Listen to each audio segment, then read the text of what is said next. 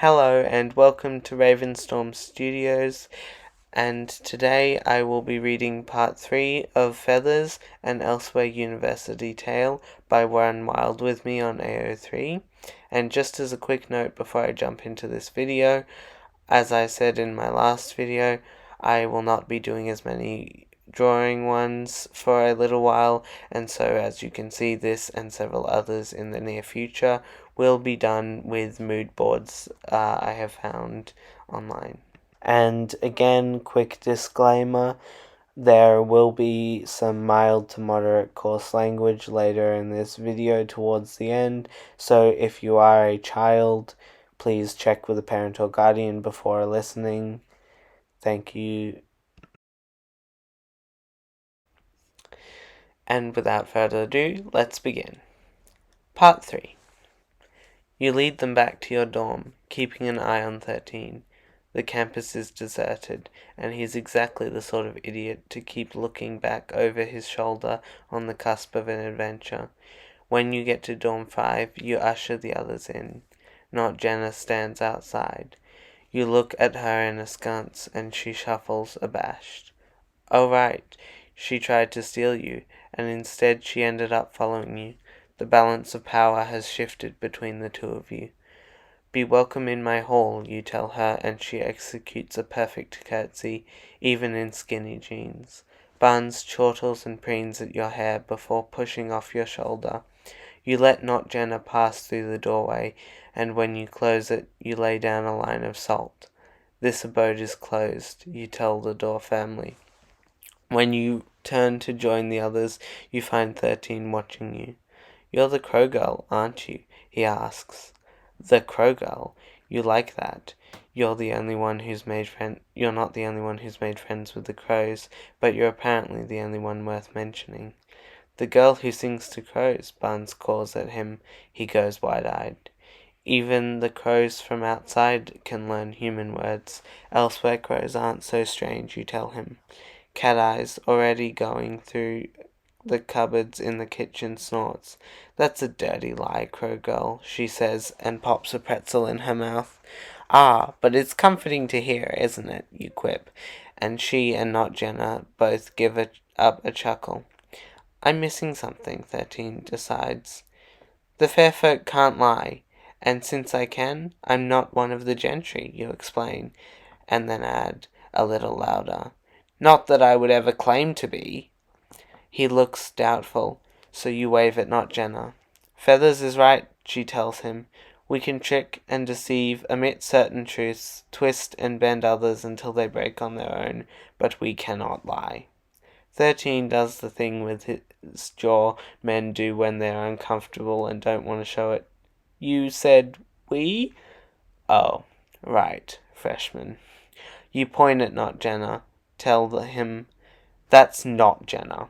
We call her Not Jenna. You give him a minute to work out the grammar, then add, original Jenna is away. He just goes, oh. Cat Eyes, entire torso in the cabinet, mutters, oh, he says. Well, what's your name then? 13 snaps at her. She stands up, a mess of pixie oranges in her hands. You are not sure where those came from. I'm called Cat Eyes, from Dorm 3.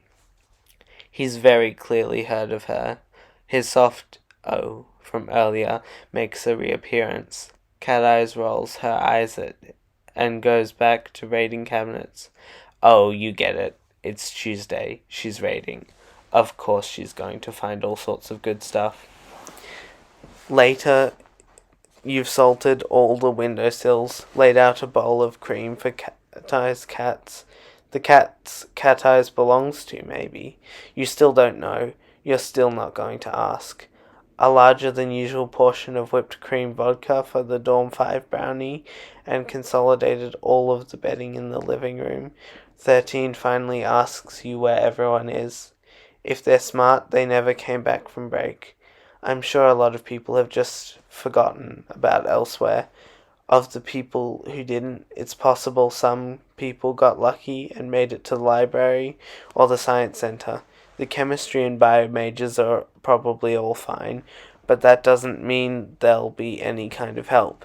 The fair folk tend to leave them alone, and the science department might not be willing to risk that treaty, especially since names have been stolen. There's maybe a few other groups like ours in pockets around the campus, maybe not. A lot of people will have been stolen today. He nods, thinking. He tells you slowly, the rules are changing. You hum. Maybe, maybe not. There's a long and sordid history here of people being stolen, and there's precedent for stealing back what's stolen. If we're very brave and very clever, we stand a chance of putting things right. He looks at you like he thinks you're lying again. You turn so you're facing him, grab hold of his face to make him listen. Be brave, be clever, be quick, you tell him, quoting what was told to you when you first came to Elsewhere. There is no time for caution, for regrets. Be reckless. When you play their games, bargain nothing you cannot lose. Be respectful. Never say thank you, or sorry, or please. Do not eat or drink anything they give you. Watch your words, for they can be binding. Promise nothing. When there comes a time you forsake this advice, be very sure it's worth it, you tell him. And there are centuries in your words. These are the rules. These have been the rules for as long as the fair folk have been around. The rules of Elsewhere may be changing, but these rules are not. You hold his face a moment longer before you let him go. He's pale, but a little less shaken. Be brave, be clever, be quick, he murmurs. From the other side of the room, not Jenna hums, and Cat Eyes just tells him, just so. When you wake up the next morning, the first thing you do is check the salt lines, and then exchange the empty glass of vodka for a full cup of milk. When you've finished making your rounds, you settle back down in a pile of blankets to dig up your phone. Emergency of the Underhill variety or not, your parents are expecting to hear from you, and you do not need them sniffing around elsewhere, especially when there's an emergency of the Underhill variety. You have to roll not Jenna off your phone, but she grumbles sleepily at you. Right when you start to think she's been in the human world too long, she does something other to remind you that no, actually, this is not someone, this is something. The sounds that she makes definitely aren't reproducible with a human throat, or recordable with human technology for that matter. Open your phone. You open your phone, type in the password, and then immediately close it. You reopen it. Stare at the date. Cat Eyes, wake up and check your phone. The only sign she's even remotely aware is the solitary finger that extends upward in your direction. Cat Eyes, get up, you hiss. Her head shoots up, your tone of alarm finally enough to rouse her. Who's dying? She's not even joking a little bit. You waggle your phone at her. Check your phone. Oh my god, fuck off, she groans, all alertness gone. She starts fumbling for her phone all the same. It's day fucking 2 of the fucking fairy apocalypse, 6:30 on a Wednesday fucking morning. Her grousing cuts off as soon as she sees it. Yeah, she says. Yeah, okay. Waking me up was fair. 3 for 3?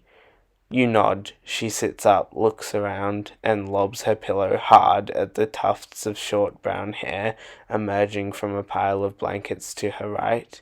13 comes awake with a yell, arms flailing. Oi, Freshie, check your phone. By the time 13 has also confirmed that his phone still thinks it's Tuesday, not Jenna has woken up as well. You discuss it as you and Cat Eyes put together breakfast, and then as not Jenna and 13 take care of your dishes. You all decide that it's possible that it's still Tuesday, because the powers that be of Elsewhere consider Dorm 5 to be your domain now, and you've always been at your brightest and best on Tuesdays. More likely, though, you all agree, is that the powers that be are no more happy at the prospect of the rules changing than the humans are, and now all of Elsewhere waits with bated breath to see how things shake out.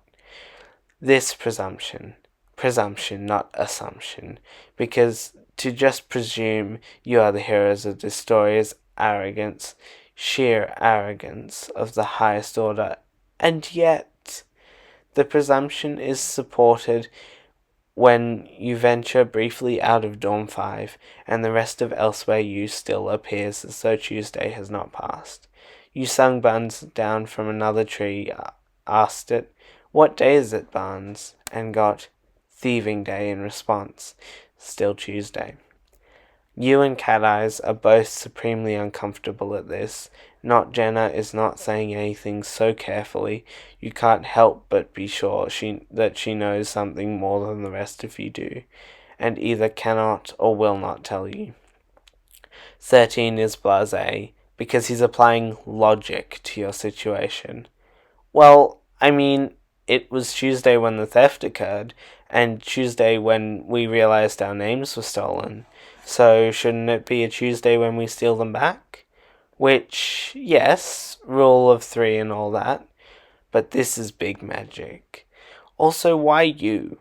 Just because the 3 humans of you are fey-touched? There are so many others, were anyways, who are fey-touched, because you were almost stolen away? No, that's not right either. You're at least 80% sure whatever it is that likes Cat Eyes so well didn't attempt to take her, and anyways, not Jenna certainly wasn't stolen away, except for how she was, just a little bit, by you. But that wouldn't count, not by the court's reckoning. She tried to steal you and failed, and followed you back anyway, and she's yours now, a little bit, is where guild is the closest concept humans have for it, you think? Just desserts, maybe? Maybe it's that you all have something not watching over, but watching you. Certainly, but even isn't quite right, because the Fae that wanted 13 wanted him for a snack, and that's a different sort of watchful. One might think not Jenna wouldn't fit here either, but original Jenna has been away so long that you'd be very surprised indeed if she wasn't more Fae than human now. It would be just stupid of her if she didn't keep track of the thing that was living her former life. And the continued presence of original Jenna on the missing lists in the administration building keeps, not the deceased list, indicates she isn't stupid at all. You and Cat Eyes gaze at each other uneasily. The library you offer? The librarians are a host unto themselves. This has always been true, but recent podcasts have certainly not helped. Cat Eyes nods at you, and even 13, willfully ignorant as he is, makes agreeable noises. Not Jenna looks nervous, which she should. Librarians host unto themselves. But you're not going to need her knowledge, her instincts. Librarians, you tell her.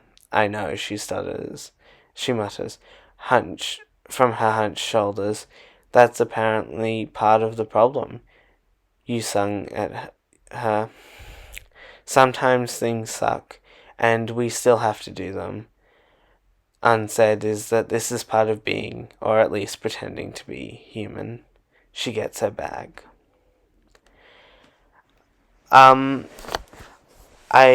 will end it there, as this is actually quite a bit more recording than I thought it would be, so I'm going to divide this video into 2 parts. Like and comment for part 2, and I hope to see you again soon. Bye.